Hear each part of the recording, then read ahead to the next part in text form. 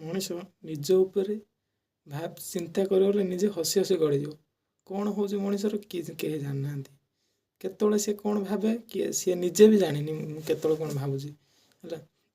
କେତେବେଳେ ଭାବେ ଯେ ମୋ ଜୀବନରେ ଏତେ କଷ୍ଟ ଅଛି, ଦୁଃଖ ଅଛି, କିନ୍ତୁ କେତେବେଳେ ଭାବେ ମୋର ଏଇଟା ଅଛି, ଏଇଟା ଅଛି, ଠିକ୍ ଅଛି, କିଛି ଅସୁବିଧା ନାହିଁ ମୋର। ଏମିତି ହିଁ ସାରା ଲାଇଫ୍ କଟିଯିବ। କିନ୍ତୁ କ'ଣ କରାଯିବ, କେବେ ଏହା ଠିକ୍ ହେଇପାରିବନି। ହସ ଲାଗୁଛି ନିଜ ଉପରେ ଚିନ୍ତା କଲେ। ନିଜ ପଛକୁ ଦେଖିଲେ କେତେ ଦୁଃଖ ଅଛି, କେତେ କଷ୍ଟ ଅଛି, କେତେ ଦୁଃଖ କଥା ଭାବିଲେ କାନ୍ଦ ଲାଗୁଛି, କେତେ ସୁଖ କଥା ଭାବିଲେ ହସ ଲାଗୁଛି। କିନ୍ତୁ ଲାଇଫ୍ରେ କ'ଣ କରିବା, ଆମେ ଡିସିସନ୍ ବି ନେଇ ହେଉନି।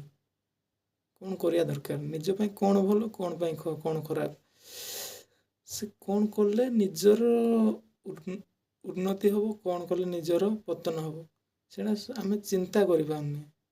ସେଇଟା ହେଉଛି ଆମ ଜୀବନରେ ଦୁଃଖରେ ରହିବାର ମୂଳ କାରଣ।